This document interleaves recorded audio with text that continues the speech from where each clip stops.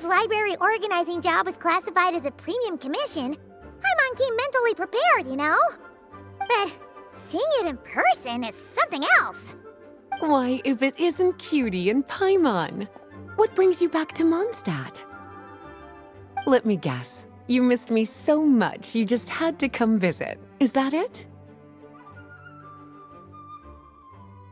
Found you! We were starting to think you weren't clocking in today. Well, I wasn't planning to. But then, Catherine mentioned someone had finally accepted an important commission for the library. So I came to check on things. Might you both be here for that very commission by any chance? Ah, music to my ears. Now, as you can see, a certain anonymous benefactor has donated a large amount of books to us.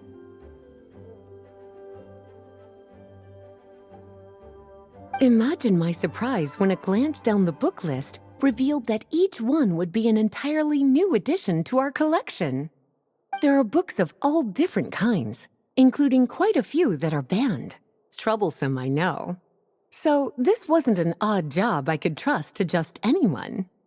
And sorting them myself? My, what a headache that would be. It would take ages. All that to say, I'm very relieved to see you here. I would treat you to some tea, of course, but looking at the state of this place, perhaps another time, yes? Don't worry, just leave the commission to us. You're as sweet as ever, Paimon. Well then, good luck in here. I'll leave you to it.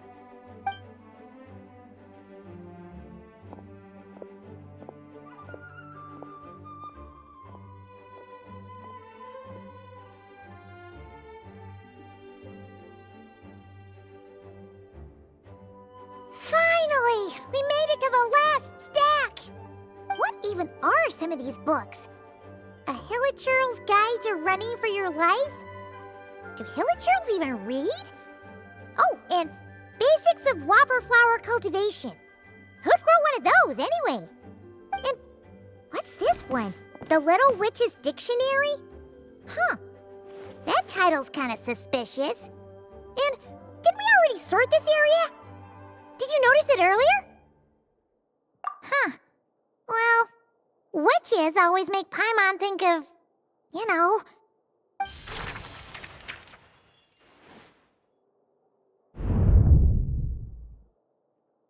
Yoo-hoo! Looking for me? Alice? How did you get in here?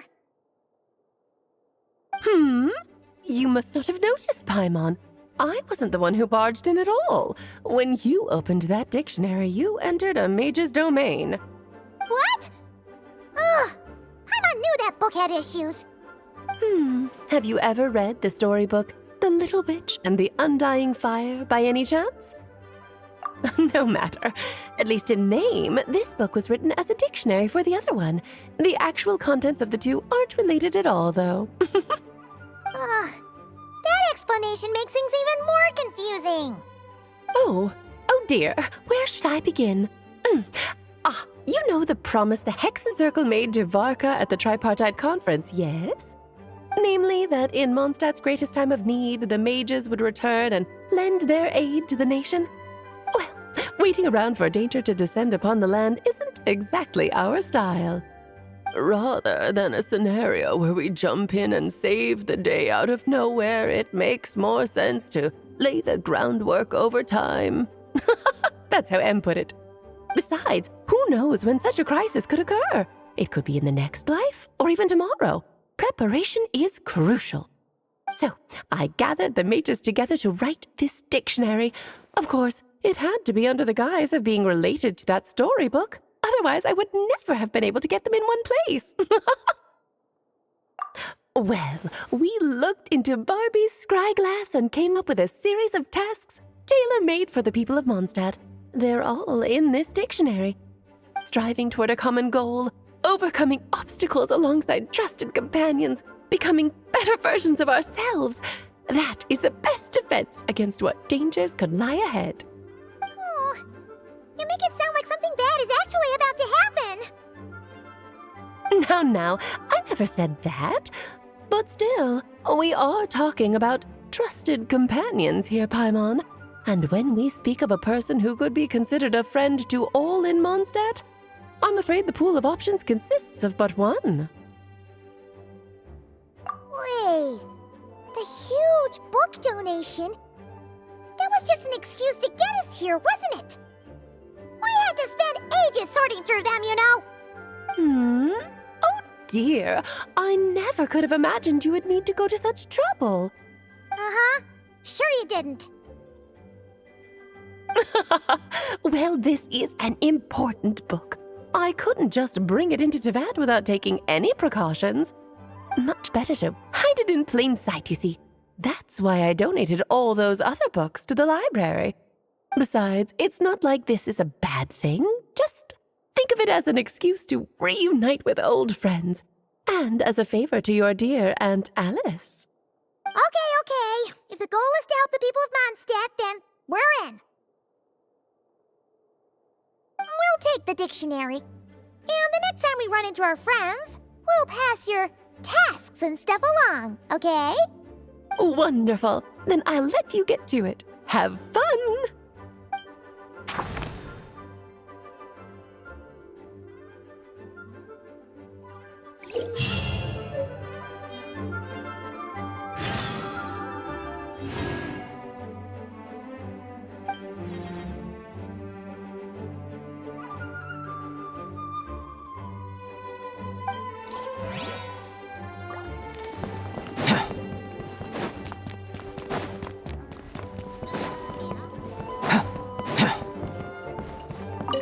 Oh, you finished sorting already?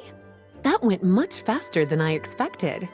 Now then, what would you like in return, cutie? You freed up my whole afternoon helping me with that.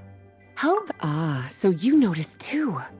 Such strange names, and even stranger contents. Not to mention, this is the largest library in northern Teyvat, and I didn't recognize a single title on the list. I just don't see how that's possible. Unless... Actually, we just ran into... Trouble, I presume? I think I'll steer clear if it's all the same to you.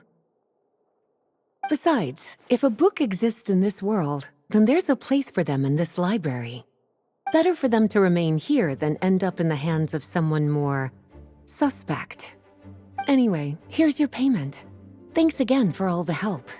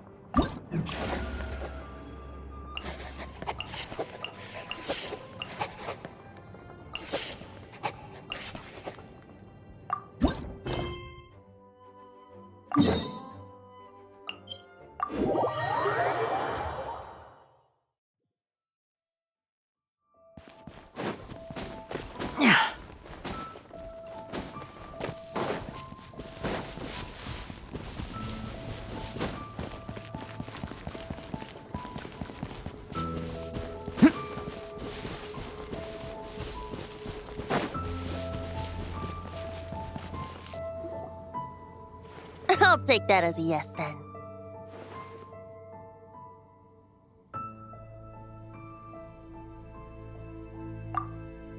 Ah, finally, you're here! Do you have a message for me from someone by any chance? There's not a single prophecy about you in that dictionary. That's what you were about to say, right? Oh? One moment, then.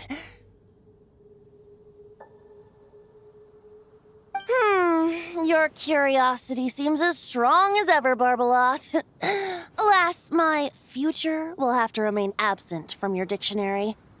The wind may be happy to let dandelions trace its form and have poets sing it into verse, but to be contained is hardly its nature.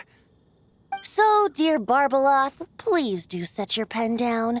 Words heard on the wind are not meant to be recorded on the page. if you're truly interested in this legend, allow me to fashion it into a poem. I'll be sure to share it with you ladies at our next tea party. Barbeloth has always been a reasonable person, and I believe she heard my request. As such, our conversation should be free from interruptions for now. Wait, Barbeloth was listening in just now? Paimon didn't notice a thing! Well, she is a Hexe and Zirkel mage. They all have quite a few tricks up their sleeves. Still, you noticed right away and even got her to leave us alone. Doesn't that make you the real master at cards here? Given the various practical factors at play, I'd call myself a master with limits. There you go, being all secretive again. Well, anyway, there wasn't a single thing about you in that dictionary. You being here is enough. Barbeloth's prophecy concerning me may be incomplete, but it's not incorrect. There's something I need to do, and I could indeed use your help. Trusty as always. In that case, could you play a song with me later? Yep, that's all. But don't worry, this isn't a performance to decide the fate of some consequential event. It's just a duet between friends. The last time I played this song, the howling gale was my sole audience, and the notes scattered in all directions, leaving only fragments of the melody behind. But now, with a friend like you by my side, why should the wind alone bear witness to this music? Besides, I think my hands will be just that much steadier, playing alongside a trusty friend like you. That's all I ask. Now, let's head to the performance venue. If we follow the breeze, we'll be there in no time. All right, let's get going. Just relax and let the wind lead the way.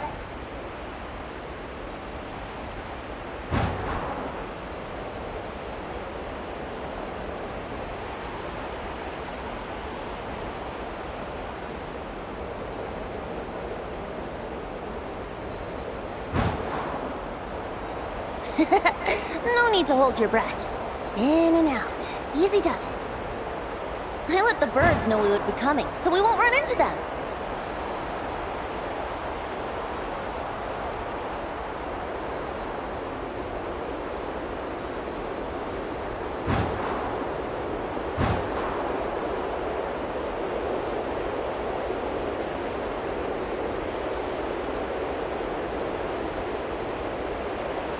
Don't worry, it's just a little ocean spray.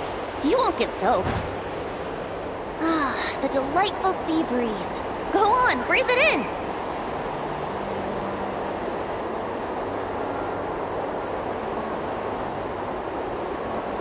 We're almost there.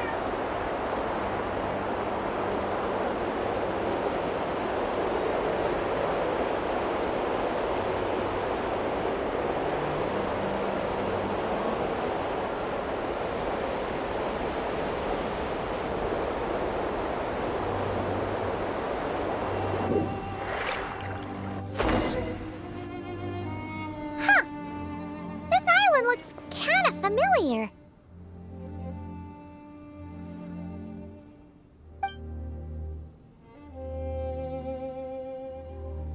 Not always. It was once an isle like any other. An ordinary, unassuming aggregation of sand and gravel. That is, until seeds of stories were brought here by the wind and cultivated by time. And in due course, the wind brought forth new tales, and time caused them to grow into legends. So with that, allow me to welcome you in truth to this island favored by time, traveler.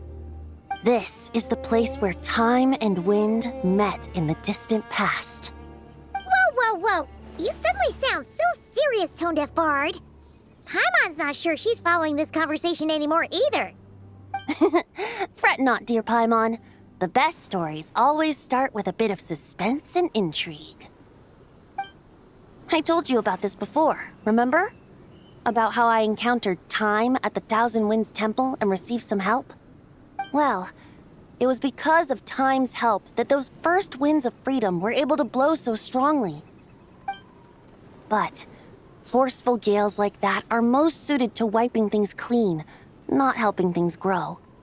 So, after a few crises in Mondstadt were resolved, I made the winds gentler. Just strong enough to bolster the people in times of need without knocking them off their feet. Shadows gather in the distance. I'm sure you felt it too. I've heard about the Pyro Archon's face-off with the ruler of death, Renova, and what happened to the Fatui Harbinger, the captain. And that's not even mentioning how abyssal activity has been encroaching closer and closer to Mondstadt. I fear the impending crisis may be beyond what humans alone can solve. In light of that, I need to be prepared. It is the Animo Archon's duty to intervene in times of need. As such, I, Barbados, will bring forth a wind strong enough to disperse whatever storm lies ahead.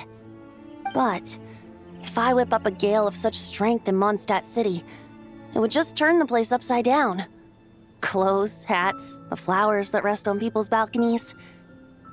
That's why I chose to do it here. A place where I once offered an ode to time. Who knows? Perhaps time shows this island special favor precisely on account of my lovely, lovely music.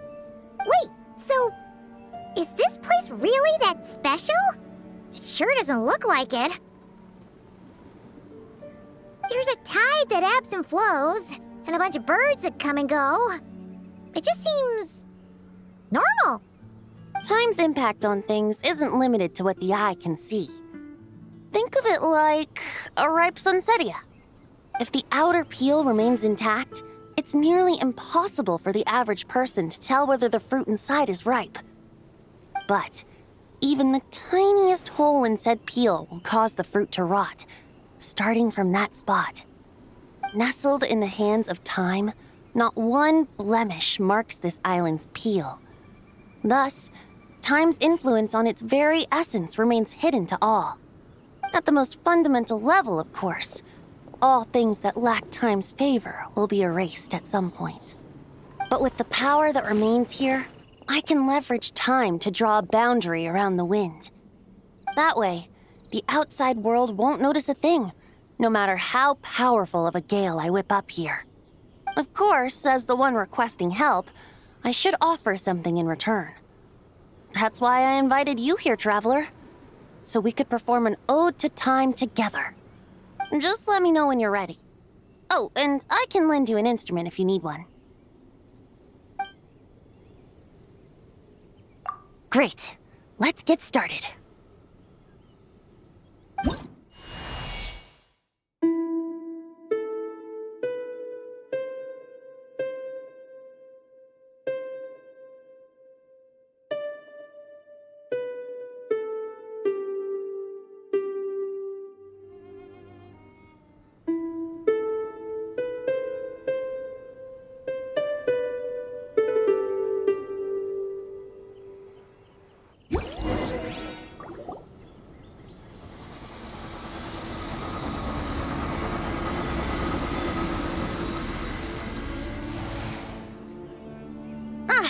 Looks like our music has moved some in our audience to step on stage.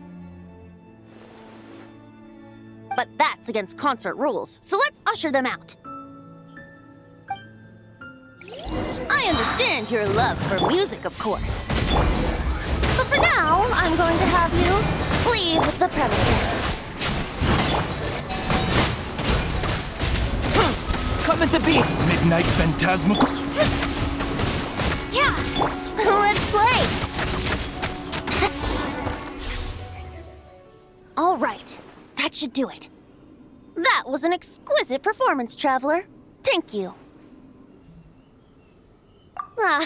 Don't worry. That power was mine and mine alone. No external help was involved. Think of it like tuning a musical instrument so that it might play melodies lovelier still. Ha! So you do have some tricks up your sleeve. What else are you hiding, huh? Oh, Paimon, How many tricks could I possibly have? I only have 2 sleeves, after all. You know that's not what Paimon meant, Tone-Deaf Bard. I have a feeling the wind is gonna be pretty strong today. We should head back to Mondstadt and tell people to hold on to their hats.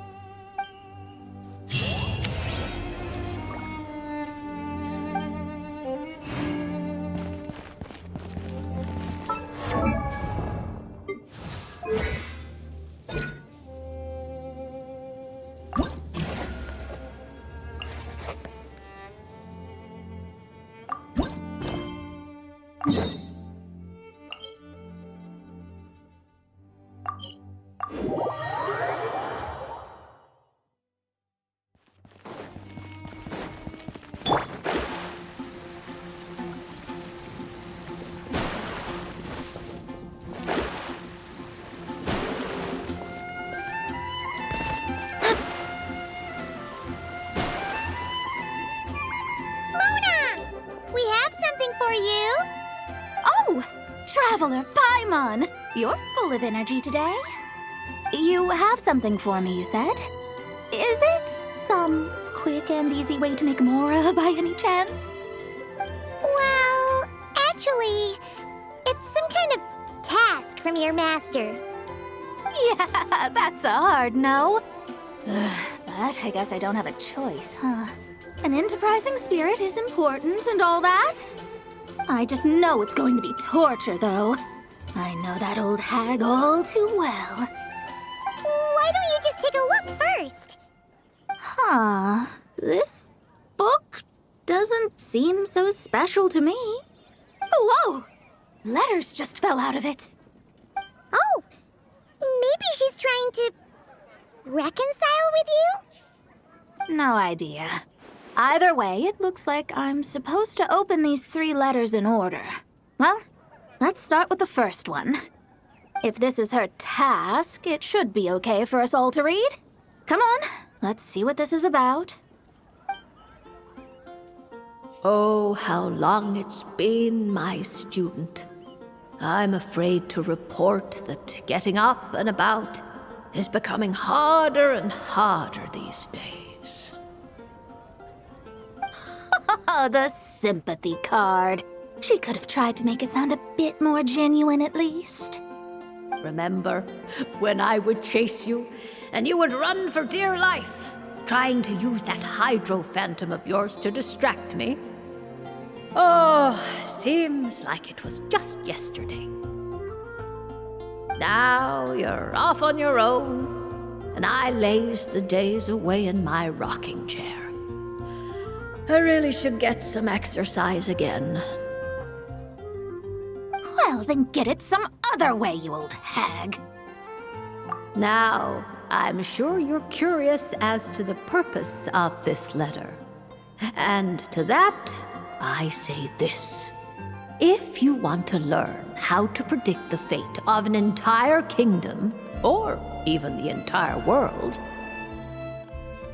head to Sumeru and search for the gate to an underground kingdom. Once there, open the second letter. Huh.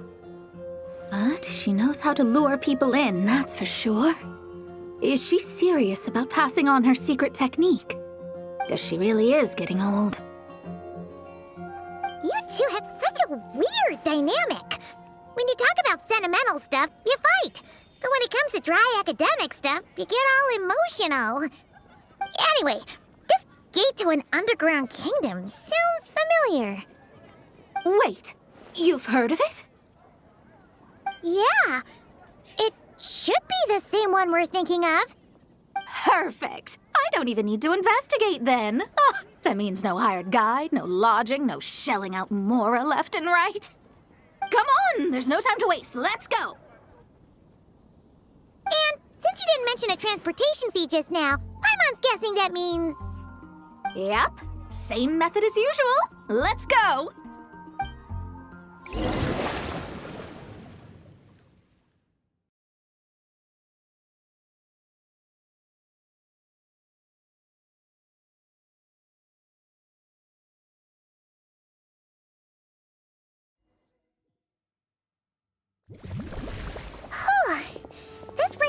memories of summertime.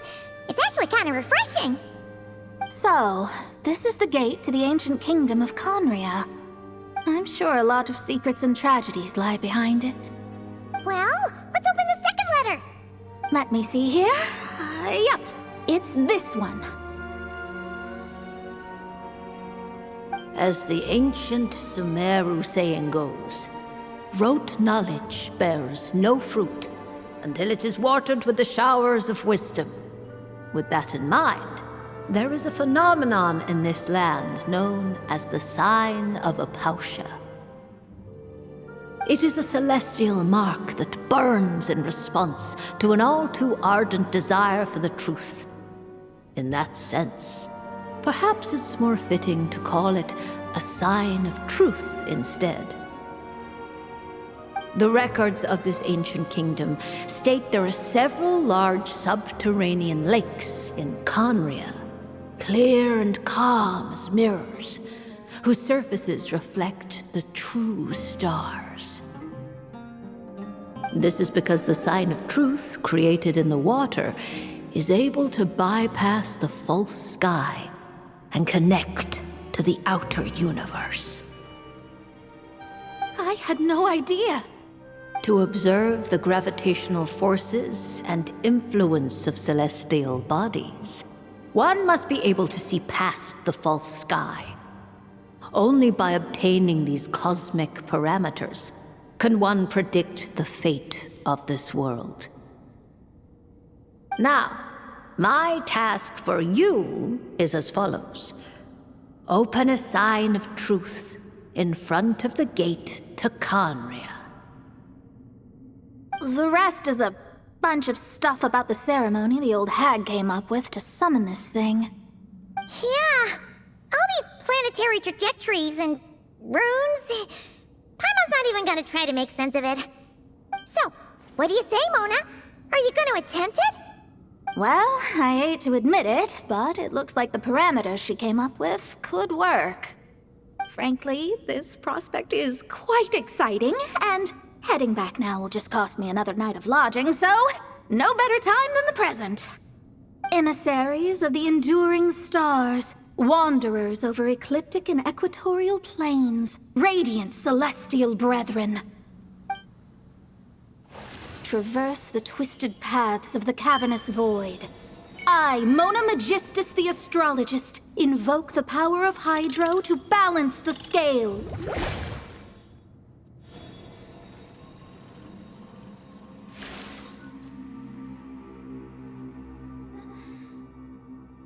By wisdom and truth, let the thirst be relieved. I, Mona Magistus, the Astrologist, summon you, O stars, to stand before me! Did it work? Ah! Monsters! How did that happen? No dice. The sign of truth only opened long enough for the monsters to slip through. Darn it. I didn't get a glimpse of the real stars at all. Whatever. I'll just take it out on you! The ceremony failed, but the old hag's new theory seems workable. I have a better grasp of hydromancy now. And the perfect test subject to test it on.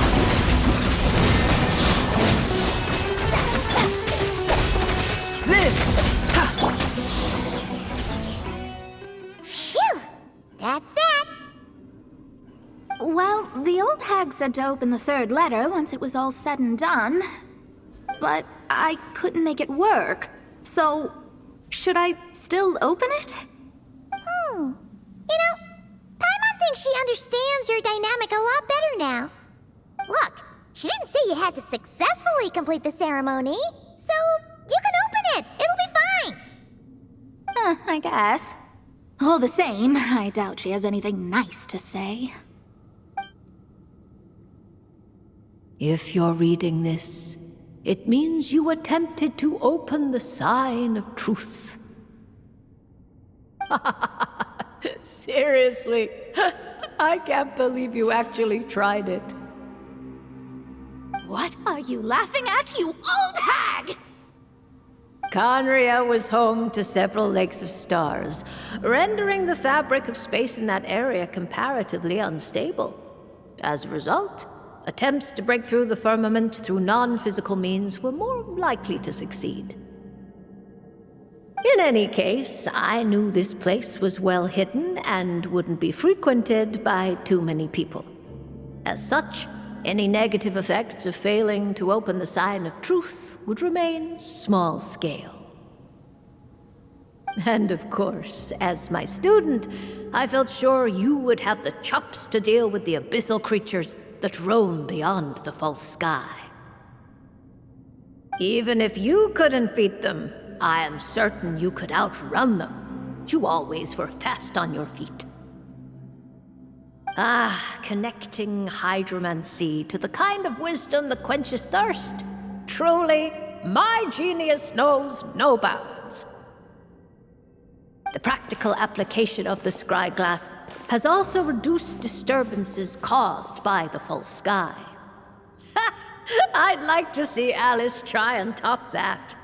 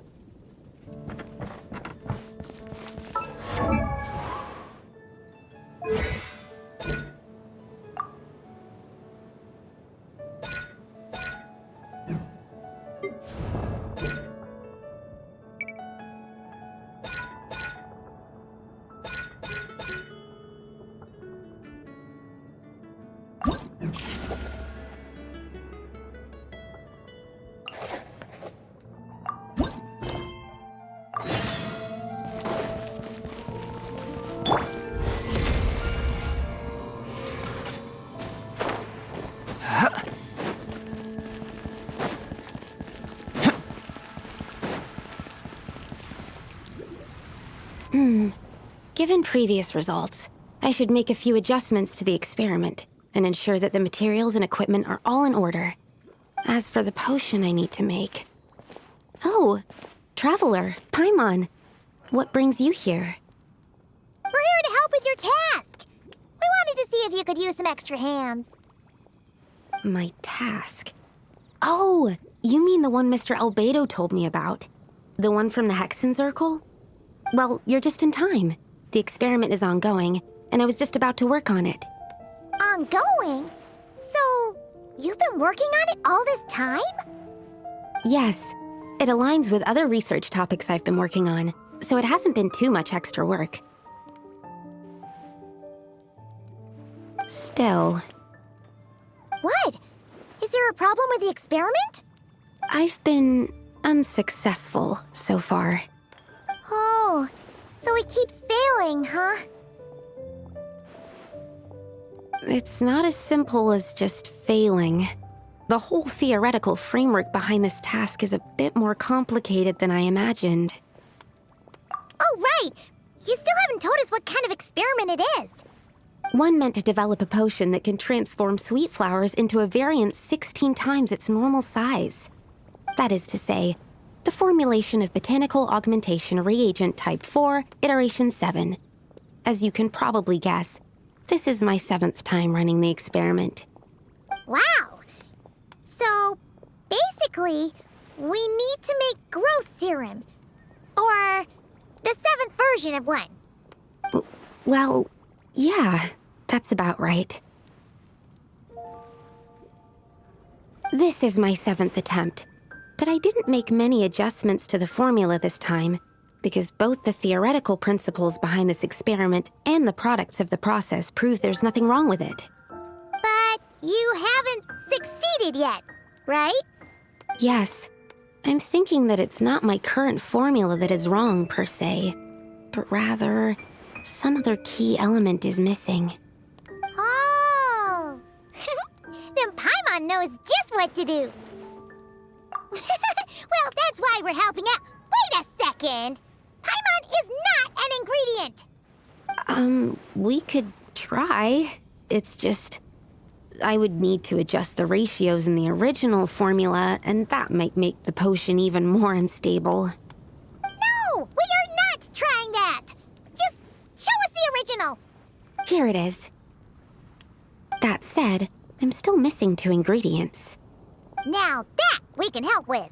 What do we need to get? I need spring water from Springvale to use as the base, as well as Eye of the Storm fragments. But that last one could be tricky. We've got this! Let's go! Let's tackle the Eye of the Storm first.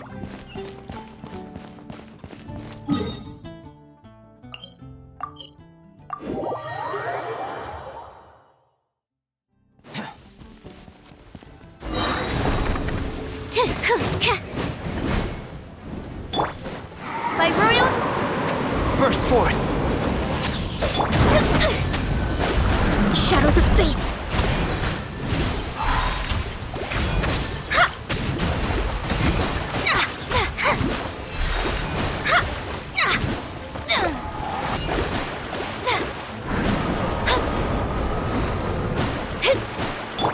Coming to be! odds reveal. Alright, that's the first ingredient done! Wow, you 2 work fast. That step usually takes me forever. We can get the spring water down there.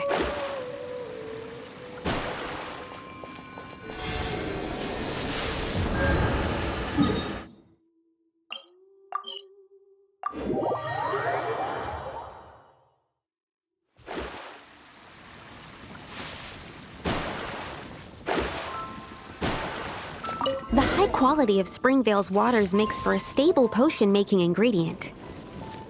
That's all we needed, right? Yes, let's head back.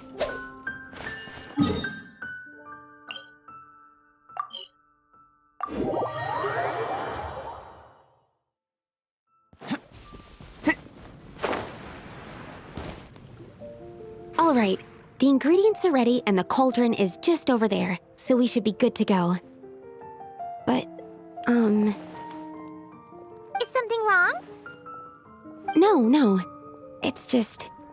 Do you mind if I watch from the side? Just for the purposes of accurate recording, I mean. I know lots of people don't like being scrutinized during experiments, so... Thanks. Then, I'm ready to go whenever you are. I'll make sure to take detailed notes, too. So, are you ready to start the experiment?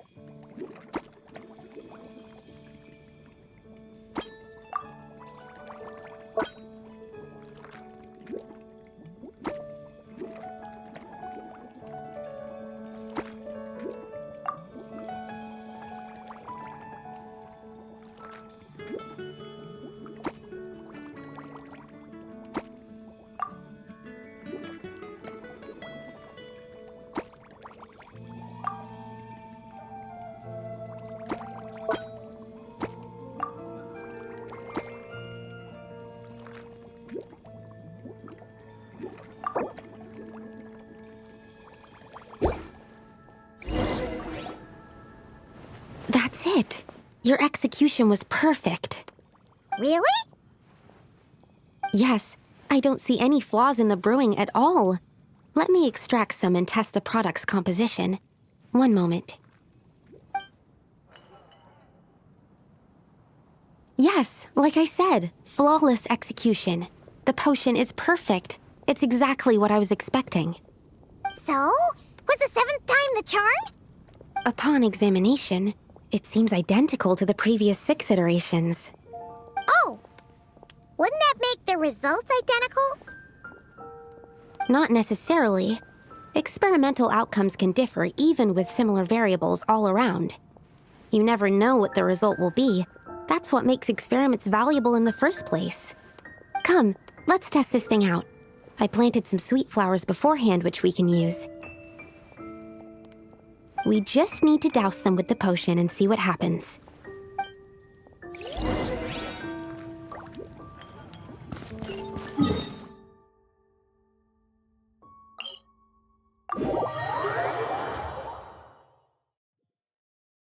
Master.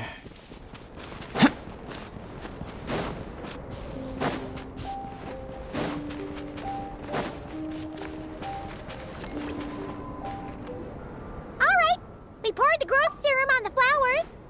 Is that all we need to do? Yep. The flowers need to fully absorb the potion, so it might take some time before we see a reaction.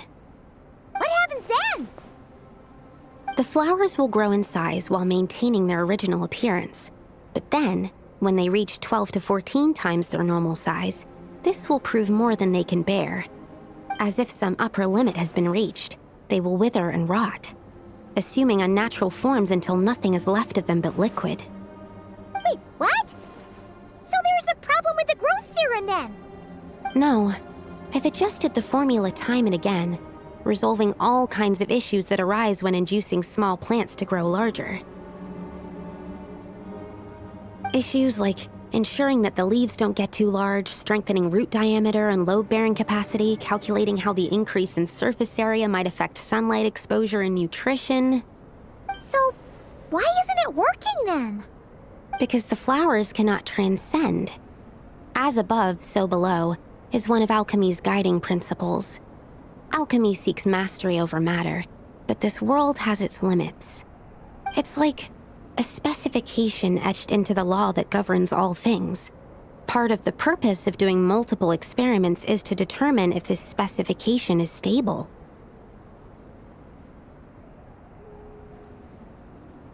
Exactly. It proves that the limit continues to exist. Okay, this is all a bit over Paimon's head, but basically, you needed the experiment to fail to prove that the limits and borders in this world are stable? Oh, what a weird experiment. Huh? Looks like one of the flowers is reacting. Wait a second. That's not a sweet flower at all! Careful! It's a whopper flower. It must have absorbed some of the potion. Wait, but that's happened before, and it's never gotten this big either. Can this mean... We can talk about this later! Let's get rid of it first!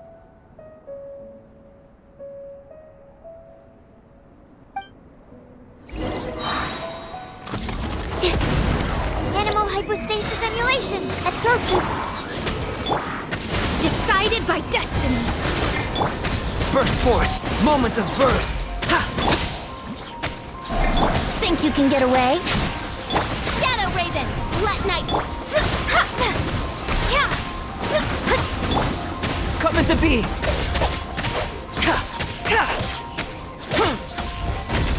Shadows of fate! Brace yourselves! By royal decree! Burst forth!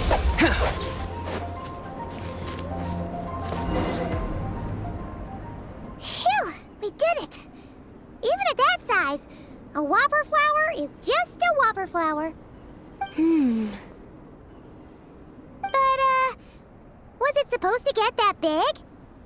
I could only make a rough estimate during the battle, but it looked at least 16 times its original size, maybe even larger. This means that the experiment worked. Wait, but isn't that a good thing?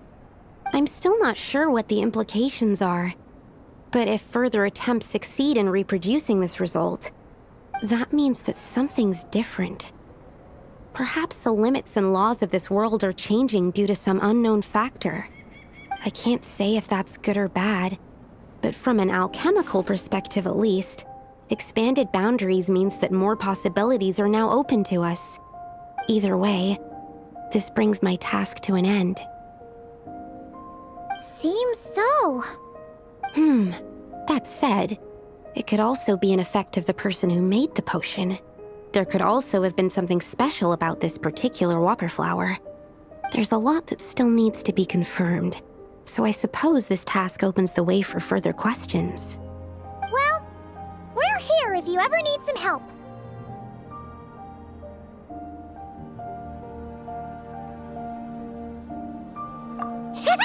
Just think about it! Paimon could probably beat a whole gang of treasure hoarders to a pulp if you were 16 times bigger! I have my doubts. The only reason the serum worked on the whopper flower was because its internal structure was similar enough to a sweet flower. If you drank some, you might become 16 times bigger, but you might also turn into a plant-based life form. Yeah, nope. That's not happening then. Oh, by the way, Paimon wanted to ask, why is all your research focused on things like sweet flowers and sunsettias? Oh, that's simple. Both sunsettias and sweet flower nectar taste sweet.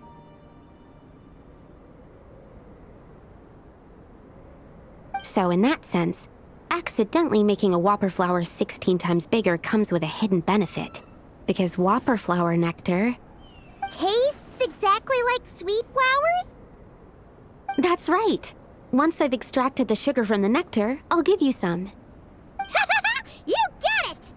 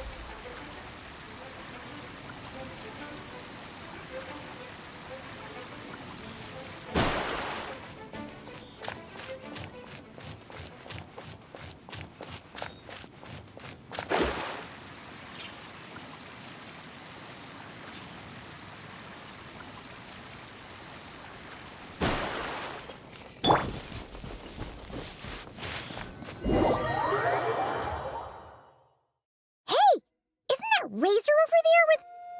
Whoa! The Grey Wolf King of the North! Wonder what they're talking about.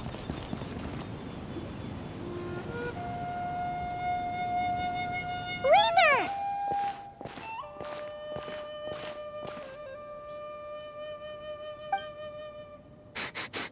Familiar scent. Ah, you two. You have been good? Yep, we're doing great. Oh, but what happened to Berea's razor? We saw you talking just now. Is it a secret? We go on hunt. I tried to convince Wolflord. A hunt? Oh, is that Razor's task? Are the wolves out of food? Is that why you're going on a hunt? No, this hunt is not for food. We hunt enemies. The Dark Wolf Pack. Strange scent coming from land they took, getting stronger. We must hunt enemies to purify the forest. Oh, so did Boreas agree? Paimon remembers last time he said something like, Razor, you must not get involved. This is for the wolves to settle between themselves.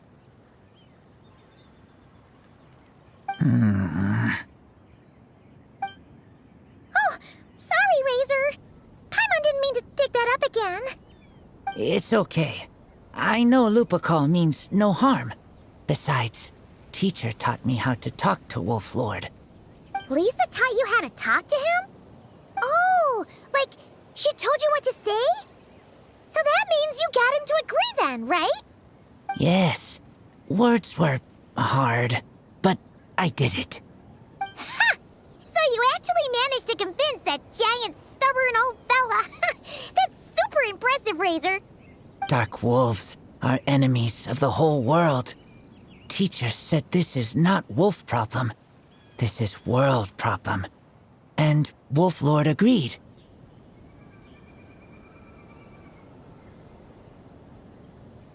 But because of that, other wolves won't join. This war is between me and Dark Wolf Pack. Then count us in too.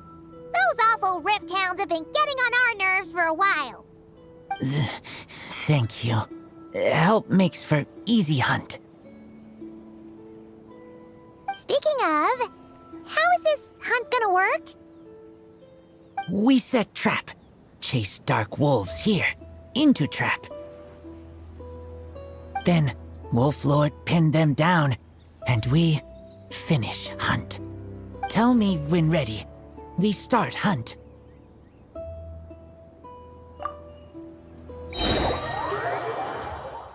Come on! Let's clear them out in one go! Yes. Reveal! Delved into death. Here we go. Live! Time for takeoff.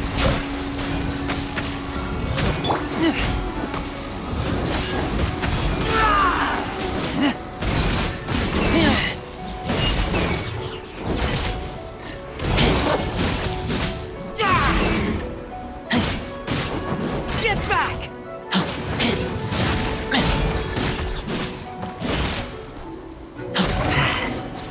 Done.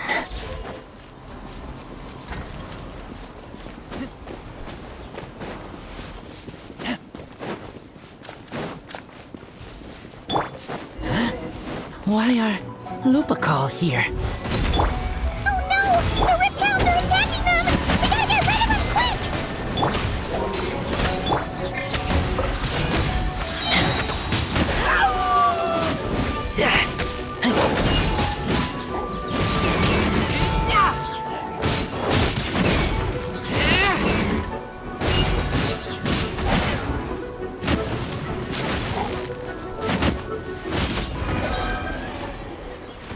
Whew, that was close.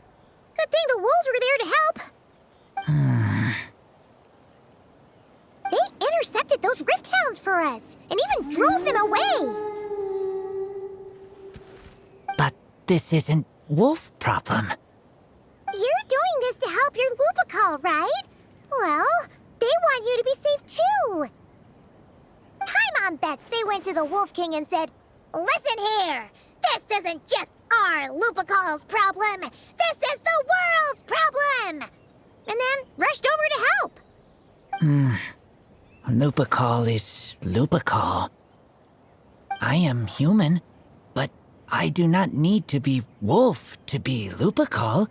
I just want to help them. Well said, Razor.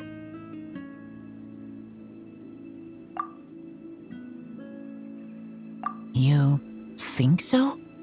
Yeah, absolutely. Now, come on. Let's go kick some Rift Hound butt.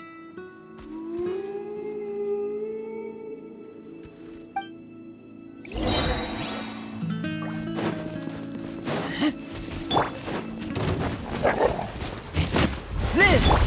Written in the stars. Let me scrub. Odd reveal by... Think you can get away? Yahoo!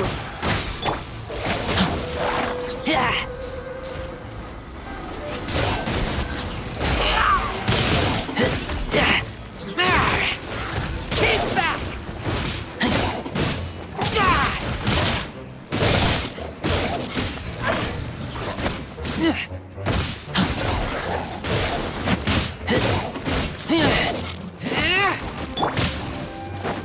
Come into being!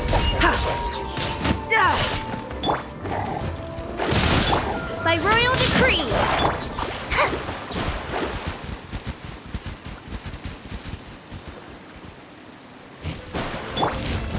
forth! No rest for the...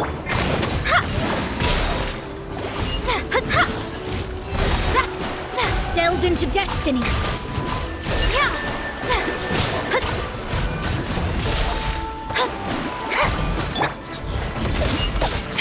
Witness my great undertaking!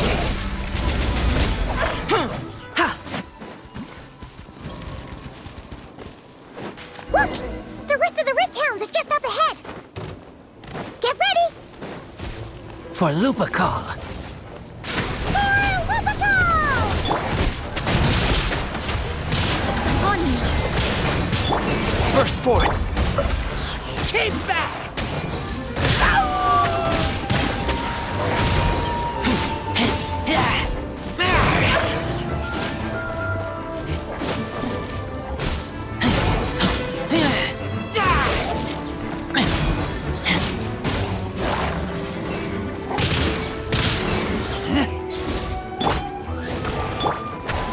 Written in the stars.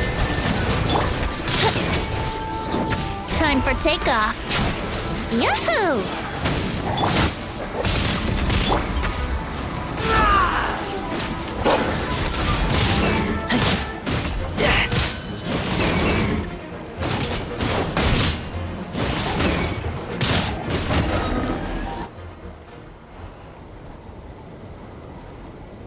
We did it! Thank you for helping. I thought protecting Lupacol was up to me. But Lupacol also... We're here because we care about you, just like you do us. That's what makes us Lupical, right? Right. We are Lupacol forever. Aww. And now, there won't be any more intruders in Wolvendom. No. Dark Wolf Pack, Rip Open Sky. They could come again. But me and Lupacol will hunt them down, no matter what. Yeah! If you ever need help, just say the word. We're here for you. I appreciate it.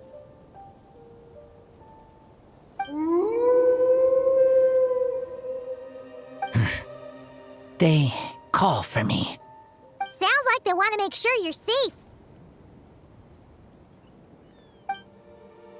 Then I should go. Thank you for the help.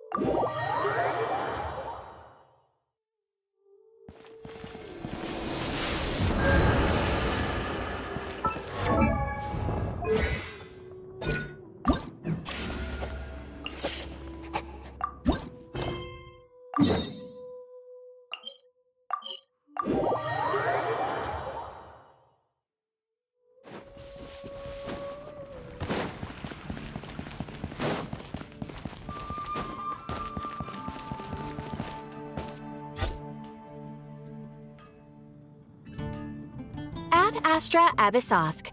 Greetings, traveler. Hey there, Catherine! Oh, and Oz and Fischl are here, too!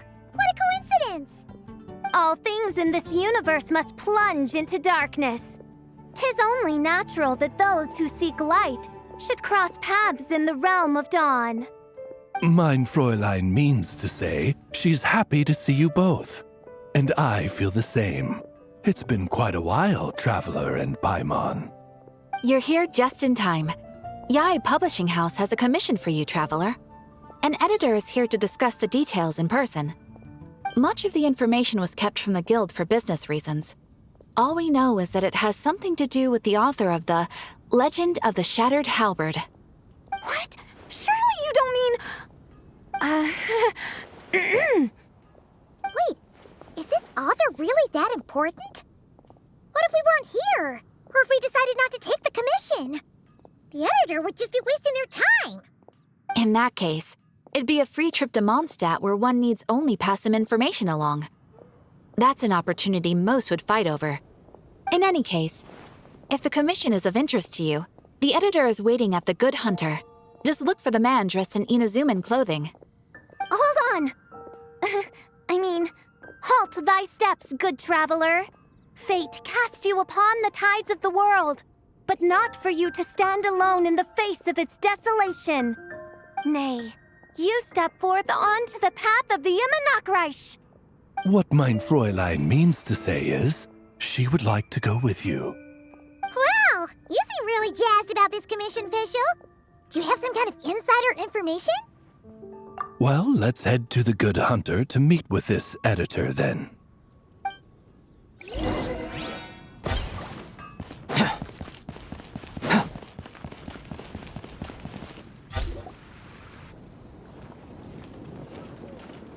Alright, let's see who lucked out and got this free trip to Mondstadt.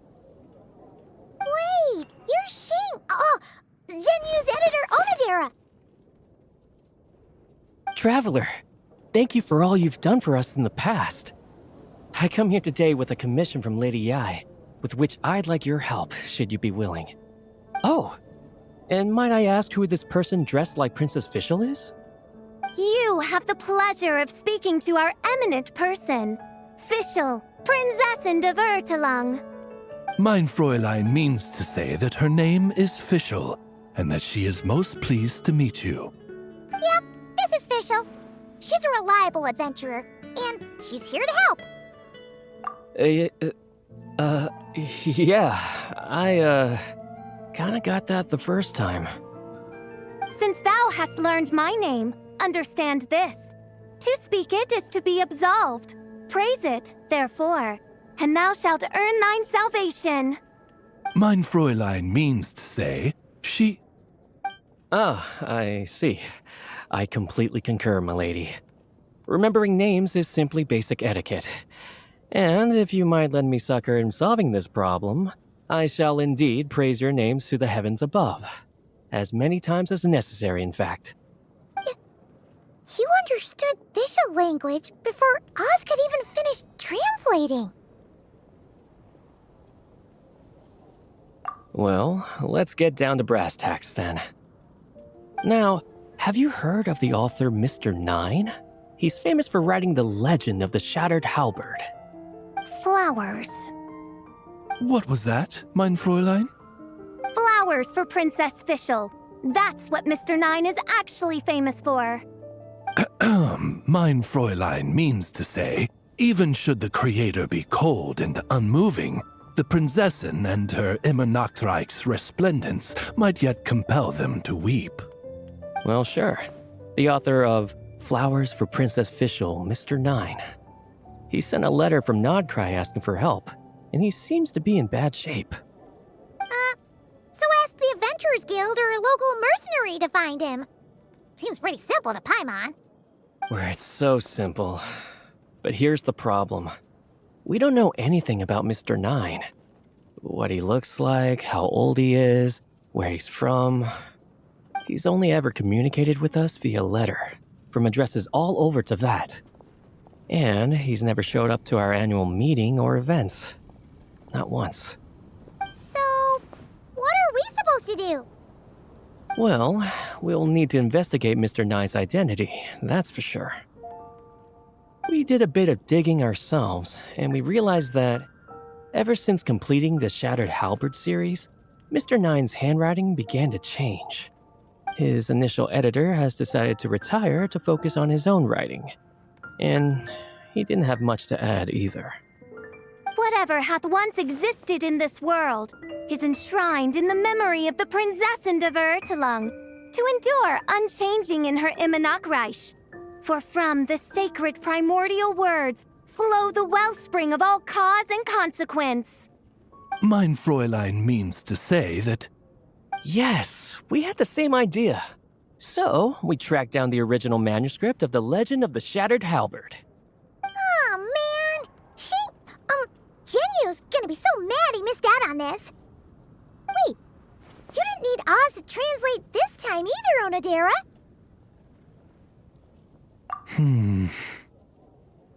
Osvaldo Hafnavines, hast thou perceived something? No such Henry exists, mein Fräulein. I sense a faint, elusive resonance, something akin to the magnetic field, gravitational force, and threads of cause and effect that surround you, mein Fräulein. Isn't that interesting? Well, in the end, our only takeaway was that the design and craftsmanship of the paper point to it coming from Qingse village in Liyue. Huh. Could Mr. Nine be from Liyue then? No, wait. If we're talking authors from Qingse village specifically... No, it couldn't be. Could it? Chong the Ninth? Ah, I've heard of him. He won a Best New Author award for the first apprentice of Guhua. It matters not.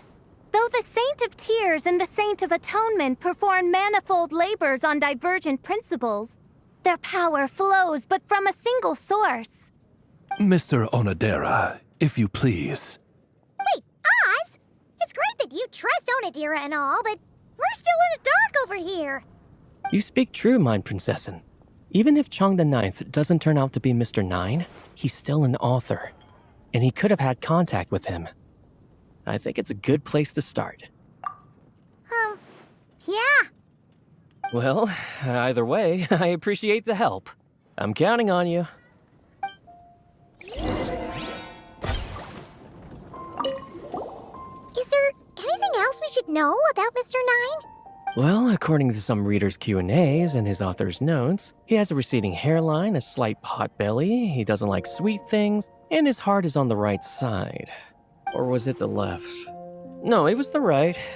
He has 5 fingers on his left hand, severe insomnia, a pupil in each eye. So, a whole bunch of nothing.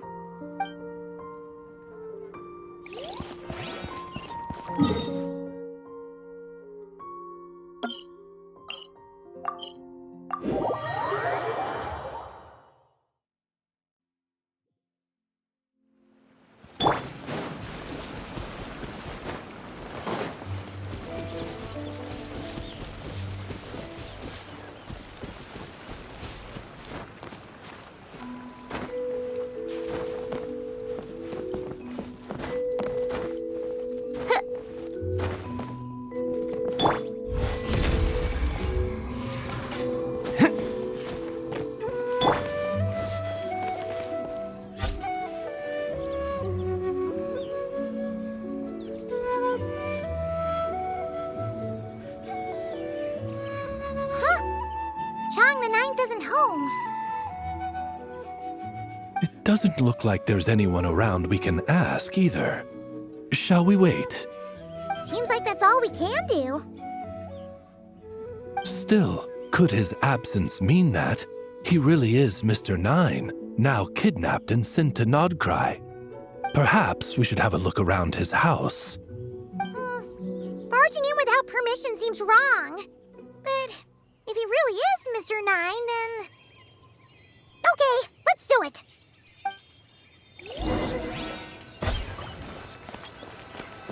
Nope, nothing useful.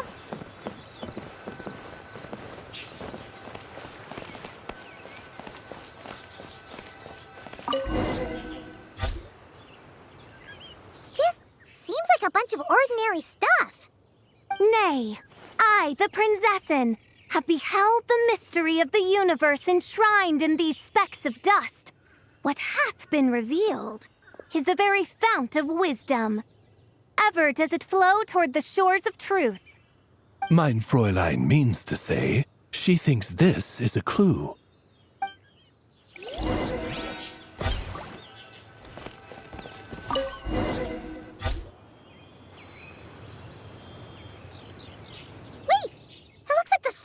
Overturned. Oh no. Did some kind of overzealous fan have buried him in here? Maybe we should call him Millilith. What do you think, Traveler? It's all right, Paimon. Mr. Nine's most zealous fan happens to be right here. And since mein Fräulein would never do anyone harm, I'm certain the same is true of his other less avid supporters.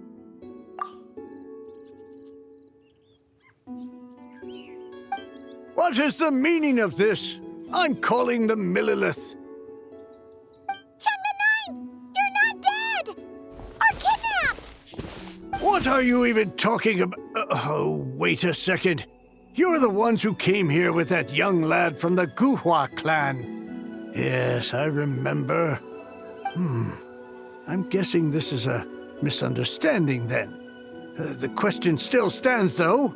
What are you doing digging around my house? Oh, well, actually, we just wanted to know if you've ever written under the pen name Mr. Nine. What? Not even a whole bucket of hallucinogenic mushrooms could make me that delusional. No. If I were Mr. Nine, why in the world would I enter all those writing competitions? To what? Demolish the competition from the shadows? Yes, doing a real bang-up job, aren't I? My submission's never even been selected. The classic archetype of the boy hero is outdated. That's the kind of critique I get. Even opening with a plot twist or disguising your hero as a fool is falling out of fashion. Modern readers are drawn to the boundless imagination and innovative world-building character of Mr. Nine's works. Good point. Besides, if I were Mr. Nine, I would have come clean the minute First Apprentice of Guhua won that award. What?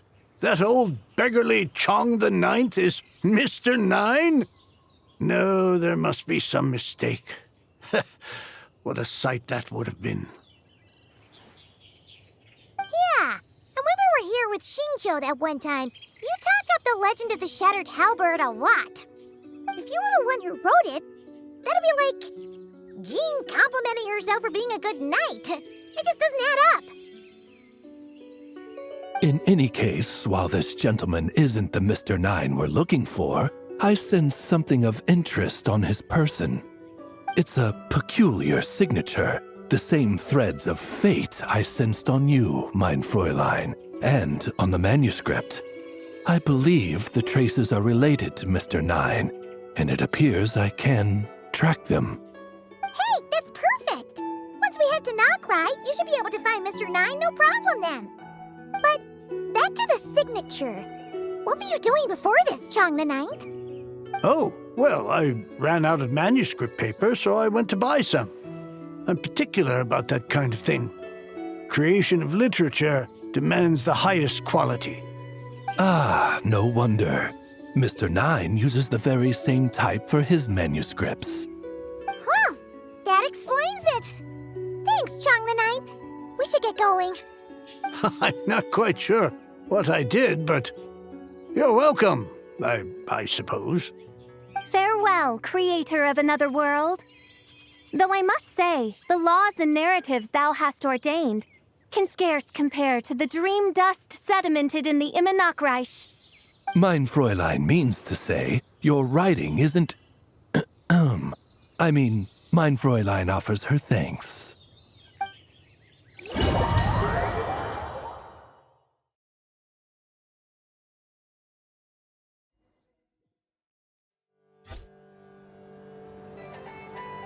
It should be up ahead. Wait, did something attack that Sealy? Something doesn't seem right here. And it bears the same signature I sensed before. Then it would seem fate has dictated our path for us.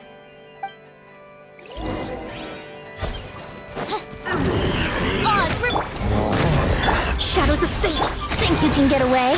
Brace yourself!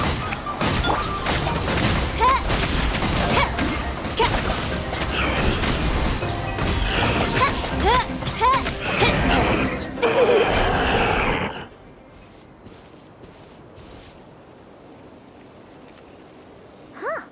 Looks like the Sealy is showing us the way. Let's follow.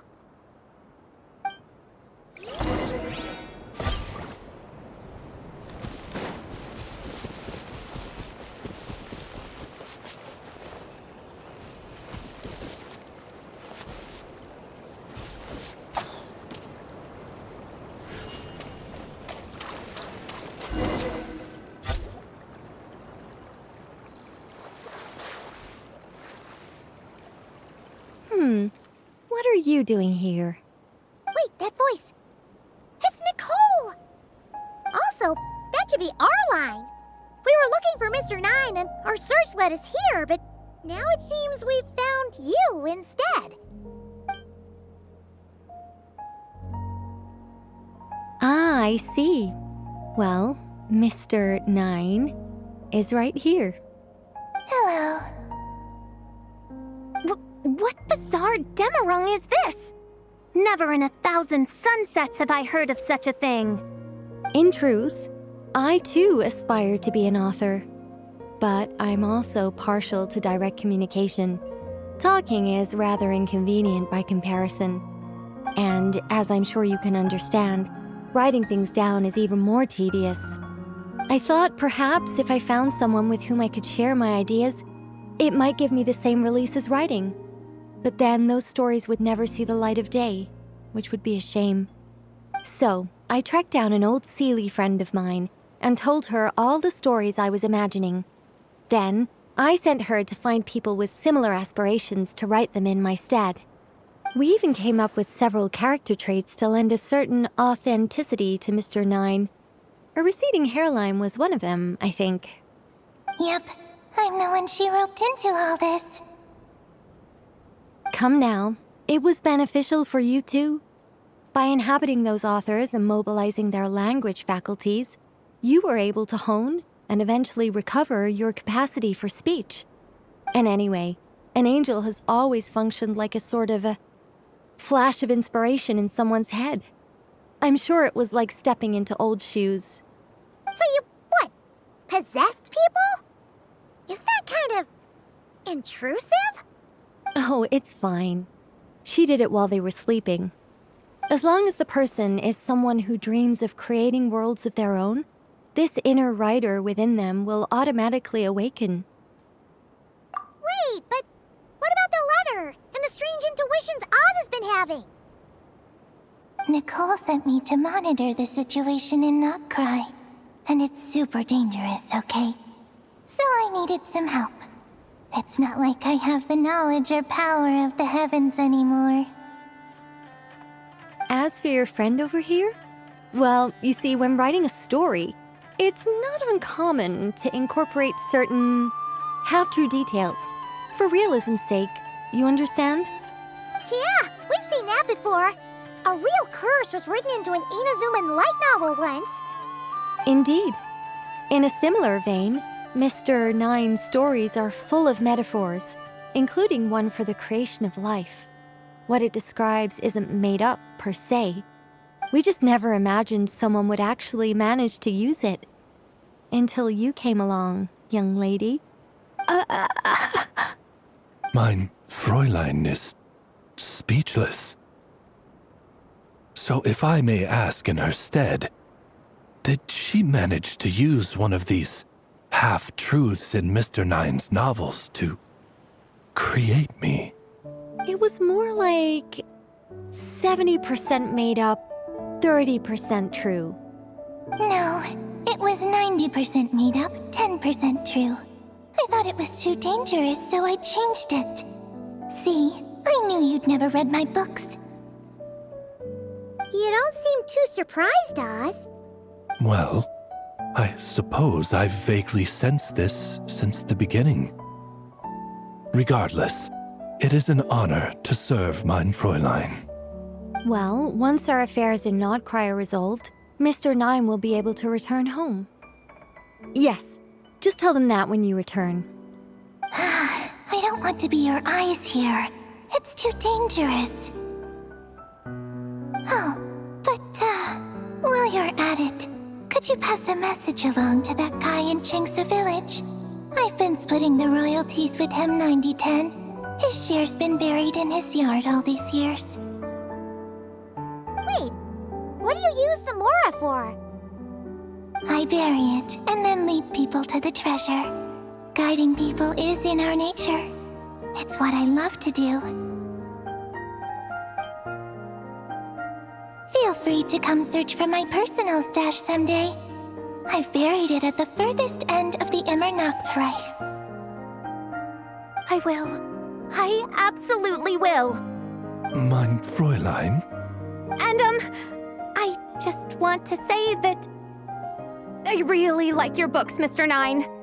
What mein Fräulein means is, though the cosmos stretch forth in unending darkness, yet shall come an hour when all things shine. I'm glad to hear it. All in all, it seems you've already found my greatest treasure. All right, that settles that. Now, I need to have a quick argument with Mr. Nine about who really deserves to be considered first author. Absolutely not.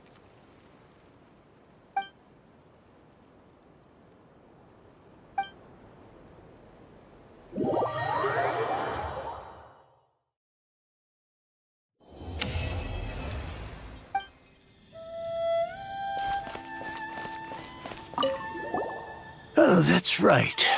Just channel Mr. Nine. How would he write this particular essay? Hey, Chang the Ninth! We have something for you! Oh? What is... What? Where did all this Mora come from? About that. So, the thing is... Right. Mr. Nine really admires your work, so he decided to fund your writing career. Wait, what? So, channeling Mr. Nine actually worked? I can't believe it!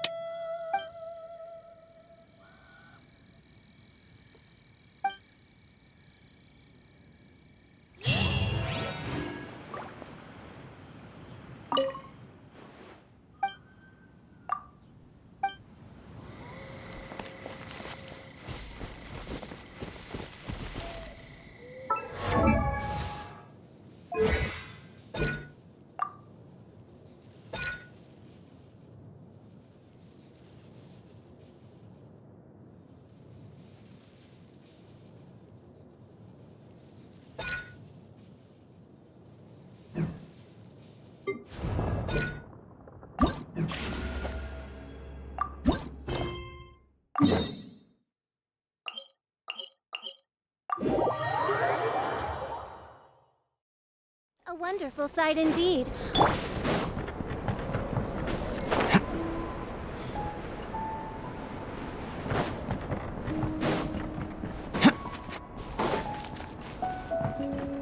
Oh, Albedo's over there! Wonder what he's doing. Hey, Albedo! Thought we'd find you here. Oh, are you painting? Yes, I finally have a moment to myself. So I decided to pick up my brush and get some practice in. Indeed. Of course, thanks to your help, and my fellow knights, that matter was resolved with little issue. In addition, I was able to complete the final task my master left for me. I couldn't have asked for a better outcome. Sucrose has been advancing swiftly in her studies too. She can tackle many alchemy projects on her own now. The Knights of Favonius don't have any duties for me at the moment either. No responsibilities, no tasks, no problems to resolve. It's not. It just feels strange, not having to rack my brain for solutions to all manner of problems. To be quite honest, I'm finding the idle life a bit hard to get used to. I keep finding myself considering if there might be other issues that need solving. But, unfortunately for me, Mondstadt seems perfectly problem-free at the moment. There's nothing wrong with enjoying a bit of me time. Nothing good comes from working yourself to the bone. But if you're really that bored, you can come hang out with us. Paimon will teach you the true art of doing nothing. Well, I suppose I should learn from the best. Traveler, don't say things like that. You're gonna jinx us. Strange to see you so idle, Albedo. But considering that you've completed Master Rhindaughter's final task, I suppose you deserve a break. See? What did Paimon tell ya? You asked for trouble, and here it comes. Sabas, what are you doing here? Yes, he's also one of my master's creations. I suppose that makes him a family member of sorts. Don't you take that tone with me. I'll have you know that I alone keep that giant house in order as its butler. And yes, that has meant dealing with the assorted collection of vials and jars that you and Master use, washing them, drying them, all that work done by one cat. Wait, you're a butler? How does that work? How do you handle vials and stuff without, you know, thumbs? How do you stay afloat in midair? Huh? It's just something Paimon's always known how to do. Housekeeping is the same for me. Such facts are not up for question, and shall receive no answers. Hey! You're not allowed to say the same answer that Paimon said! You...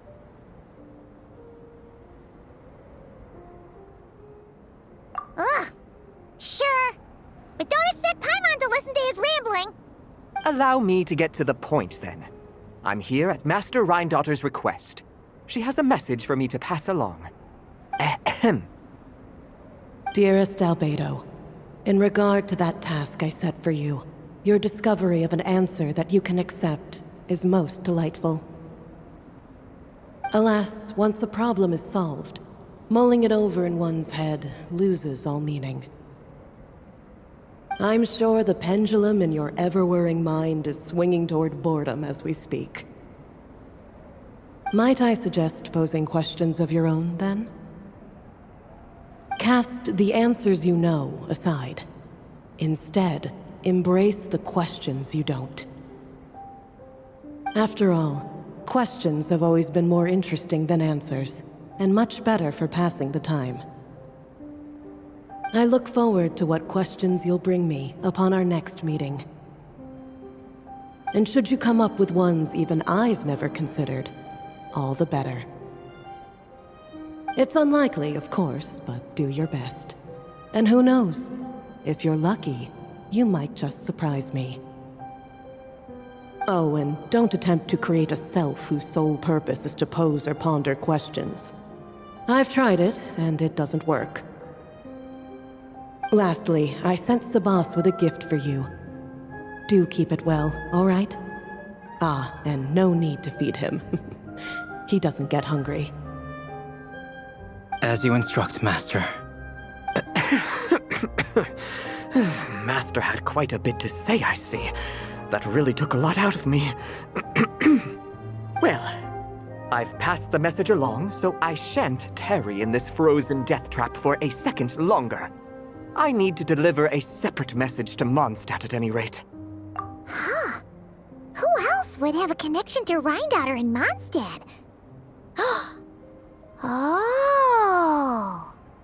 Although his birth was rather recent, Master Rhindaughter has long foreseen what his task should be. But I digress. I shall be on my way. If I stay here a second longer, my tail might turn into an icicle. Your gift from Master Rhindaughter is on the table. Use it well. You know, Albedo, your family gets more confusing by the second. Speaking of, would that cat really count as a family member? He called himself a butler and all, but... Master created Sabas long before me. By the standards of a normal family, that would make him my elder, I suppose. Of course, my family could scarcely be considered normal. So, by that logic, that type of relationship holds little meaning. At the same time, Sabas did look after me quite a bit back in the day, helping me tidy up various vials and jars. He even modeled for my sketches at times. Wait a second. The cat you drew today... That's him then, isn't it? Yes. Whenever I need to think, I turn to drawing and let my subconscious take over. It always helps me sort my thoughts out.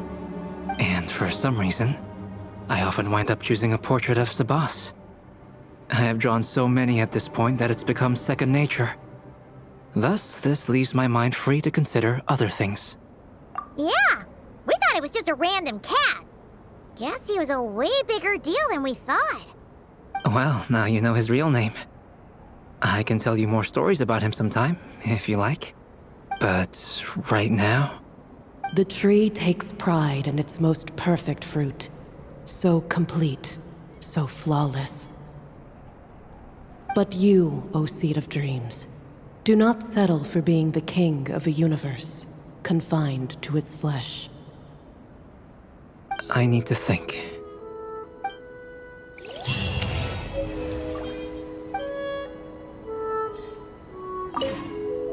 New questions.